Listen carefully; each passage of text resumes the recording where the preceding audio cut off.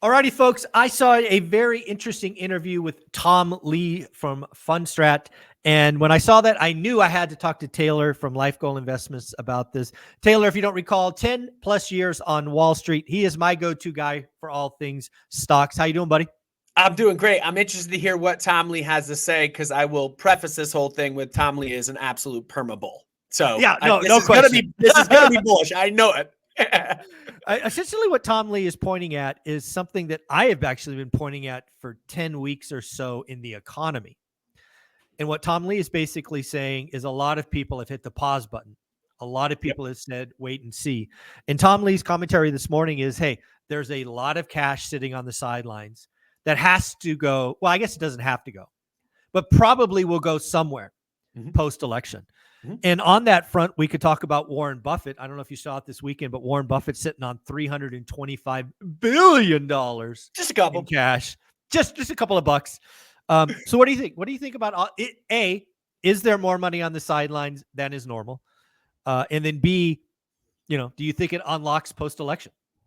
Yeah, I think there's absolutely something to that. And that's why in election years, you do see better returns post-election through year end than you do on your typical year. This isn't something new. There's always a Democrat on one side, a Republican on the other side, and they're always vying over whatever their policy is. What corporations do, what individuals do is they sit on their hands. And then when they realize what playbook we're playing by, they go ahead and invest accordingly.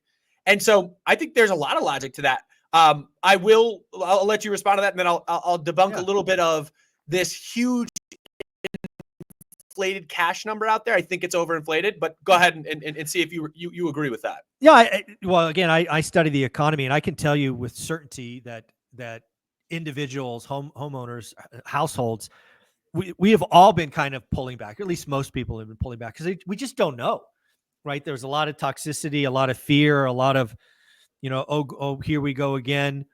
A lot of, this, that, the other thing. So I think there's a lot of stuff. And I don't know if you saw it this morning, but the latest economic numbers was the factory orders, and factory orders are down again. And that's feels been a bit of a perpetual one though, right? No, factory has been brutal for a long time. I just wonder, again, maybe this is more hopium.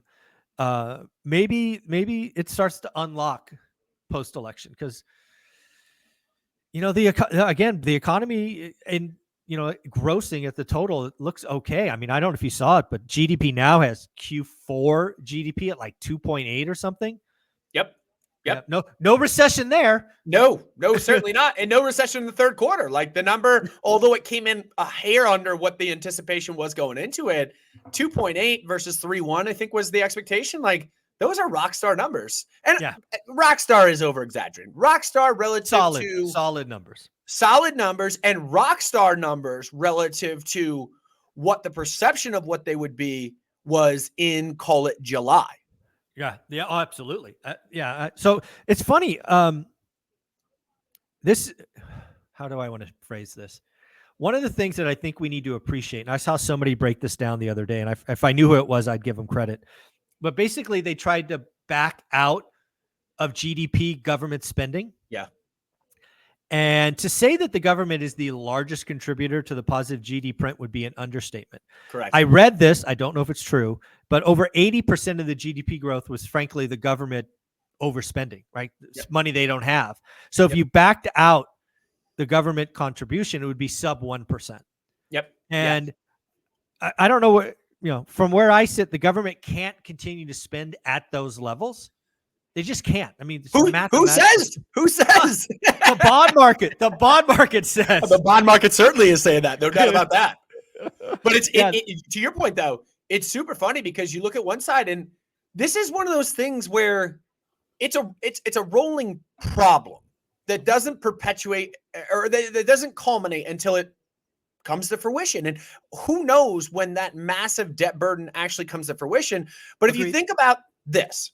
If the government collects taxes, and that's what the government has to spend, and a bigger percentage of those taxes goes to funding debt on interest, the interest rate on the debt, it then has less money to fund other things. So if nothing changes, a high debt burden has to be a burden to growth. It does. It has to. But at this point, though, it hasn't played out accordingly. Well, I think there's two things to be true. One, nobody knows where the crack is because there will be some number where it becomes a problem you can't get away from. I don't know what that is. It could be double what we have today. I have no idea. But there is some number. And then second, the higher that rates go, the more problem the problem this becomes. I mean, in theory, only interest could consume all of our taxes. That's possible. Yeah. The only thing that is not a bigger expense right now than interest on our debt is Social Security. That's the only thing. Defense is smaller. Everything else is smaller, right. which is a crazy stat that's hard to wrap your head around. We are paying the only other thing the government spends more money on is Social Security than interest on our debt. And at some point, but I mean, you look at both of these presidential candidates and they both sit there and they don't have any thought as to we need to get down this debt burden. No, because and so I pray that this is true, that one of them, both of them, whoever wins this comes to the realization at some point, or already has come to the realization, just can't open their mouth because of votes, right? Where they actually get into office and they're like, guys, we got to be grown-ups here. You can't continue to drink beers and then get in your car and drive away and expect a good result. Yeah, no.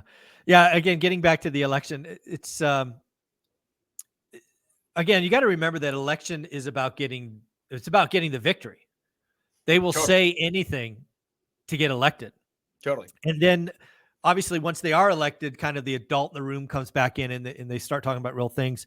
I guess I'll ask you this question. I hadn't planned to, but I will.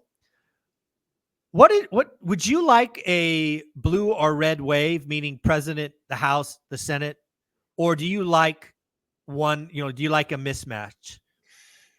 Yeah, I think as someone who is an investor in the market and roots for positive results in the market, what you typically say to that is you want a mismatch. Yeah. And that means no one can get a ludicrous thought through, a ludicrous plan through. Trump can't, and other people would say like, no, the Republican side of things is more capitalistic. That'll be better for the market in general. And then, but the gridlock causes, okay, we can't do whatever we want with tariffs. Right. And that may be a bargaining chip for Trump, and it may not be he's clearly actually going to slap 60%. It would be ludicrous. But nonetheless, the fear's there.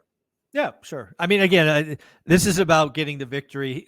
I don't see there's any chance of that happening. It'll be a scalpel, not a sledgehammer. Yeah. It's funny that when you look back over the past couple presidencies, the market makes people look so dumb, so dumb. So here, and this is just straight logic. I'll ask this to you. Maybe you know the answer to this. What was the best, and up until this point, it's going to continue because it's the delta is a landslide. What was the best performing sector under Biden's presidency? Tech. Sector of the market. Tech. No, that's what everyone would say. Energy, oil. Really? Under a Democrat. That makes sense, I guess. Okay. Under a Democrat. I would say it doesn't make sense. What was the worst performing sector under Trump? Drill, baby, drill, which was his campaign slogan. Really? Oil. Interesting. And so you would guess going into them, hey, if you have one that's hugely pro oil and that is going to deregulate that industry, it's going to be nothing but positive on refiners, on producers, etc. No, Trump oil got cooked. It was down 41% through the life of Trump's presidency. Over 4 years, down 41%. That's brutal. And then during Biden's presidency, it was up 109. For context, tech was up 69. As that's been the moonshot, right? But the point of this is what are people now gambling on? I think is interesting on the outcome of this election, because there's betting going on right now, and the epicenter outside of DJT, which that is what it is. But the other one is Bitcoin. Bitcoin. If you look at the polling, not the polling, I'm looking at betting odds. Yeah, correct. Betting odds. Yeah. Correct. So betting odds bottomed for Trump versus Kamala in September, and has been nothing short of a moonshot since then until last week. Last week, there was an Iowa poll that came out that was not pretty for Trump.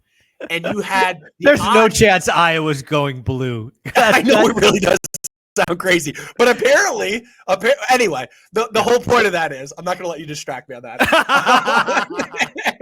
The point of that is on October 29th, last week, Yeah. you had a gap down in Trump's odds, Sure. lockstep gap down in Bitcoin. And my thought is like twofold on this. One, we've seen the markets make people look foolish, even in a logical bet. Mhm. So if I'm a Bitcoin owner, I kind of think about two things right now. Yep. What if Trump doesn't win? How ugly is it? And if you look at the lockstep movement in this, it's ugly. Two, Sure. is there any kind of result from just a delayed reaction in the market or delayed result, that uncertainty that gets prompted there? And then the third thing is, what has he actually said he's going to do that's going to be so supportive of Bitcoin prices? Well, I remember there was one comment, and it was sort of buried in an article. I remember him saying something like, maybe the U.S. Treasury should buy Bitcoin and we'll let it rise, and that'll pay off the national debt, something like that. Yep. That's called again, Michael Saylor. Yeah, that's a Michael Saylor bet right there. That's a Michael Saylor bet, exactly. Which has, by the way, worked out in spades so far. Oh, he's killing it so far. But at some point, you're going to own the market, and yeah. Anyways, it's crazy. Anyways, let's get back to the election. So let's assume we know worst case Wednesday morning. Yeah, one way or the other. Yep. What happens, right? Again, as an outsider, kind of back to your earlier comment, there are some bets being made. If Harris wins, maybe it's healthcare or, all of that, insurance, I don't know, insurance, whatever it is. And then there's bets if Trump wins.